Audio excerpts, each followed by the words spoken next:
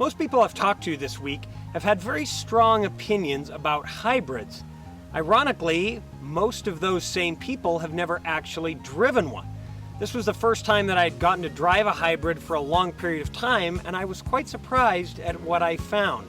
Get ready to have everything you thought you knew about a hybrid turned upside down.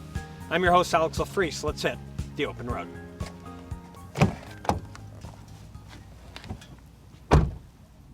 We are in a Kia Optima hybrid, and as everybody knows, hybrids are the leading producers of smog. If you want to produce even more smog, you can carry around as many Apple devices as possible. Bring your favorite indie band's CD that is also autographed. And finally, drink giant lattes from Starbucks in a cup that looks disposable but isn't.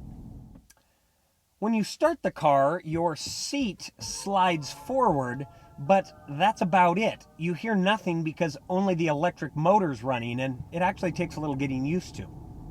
This hybrid is powered by a 2.4-liter dual overhead cam 4-cylinder gas engine and a 47 horsepower electric motor. Together, they produce 199 horsepower and 235 pound-feet of torque. And it's actually really good. I can't believe how seamless the transition is between electric and gas power. Unless you're really trying to, you won't even notice the gas engine come on, and once it does, it runs extremely quietly.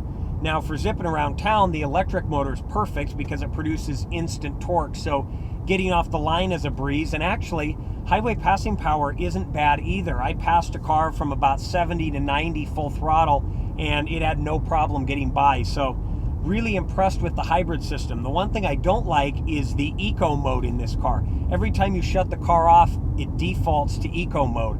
I wish whatever mode you put it in, it would stay there until you changed it back, but then again, I guess Al Gore's opinion matters more than mine does, so. The steering is electronically controlled and has a nice weight to it, although this hybrid version weighs nearly 400 pounds more than the gasoline equivalent, and you can really feel that extra weight when you chuck it into corners. Although, let's be honest with ourselves, who's going to be chucking a hybrid into a corner? Moving to the exterior, I have always thought the Optima looked fantastic. The hybrid version is virtually identical to its gasoline sister in terms of aesthetics, except you get those hybrid badges that let your friends know you're doing your part to save Shamu, and those wheels that look like they're straight out of Rollerball. And I don't mean the shitty remake with LL Cool J. I mean the shitty original with James Caan. The interior is sort of a mixed bag. I love the dual sunroofs, only the front one opens, but the shape of the dash is sort of weird, and I've never been a fan of Kia's buttons, and the leather sort of feels cheap. The instrument cluster, though, is pretty cool. Instead of a large tach, you have an efficiency meter, and the tach is barely visible on the left side of that large center screen. We have the top-of-the-line EX that comes with a bigger version of those ugly wheels, along with satellite radio, a premium stereo system from Infinity, navigation, and heated and air-conditioned seats. And a quick note on those air-conditioned seats.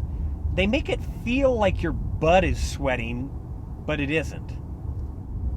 The driver's seat is quite comfortable and very adjustable, but the passenger seat sits too low and you can't adjust the height, so that's definitely a negative. Back seat legroom and headroom, though, is excellent on both fronts, and the passengers back there will surely love having their own sunroof. As you can see, trunk space is greatly affected by the hybrid setup, although the regular Optima's trunk is quite good, so you can still fit a set or two of golf clubs back there, and it does come with a flat kit rather than a full-size spare or even a donut, so not great marks there. And so now we come to the almighty fuel numbers. The Optima Hybrid is rated at 35 in the city and 39 on the highway. Pretty impressive numbers. Or are they? I recently tested a Mazda 6 that was rated at 28 in the city and 40 on the highway. No hybrids, no tricks, just good old-fashioned engineering.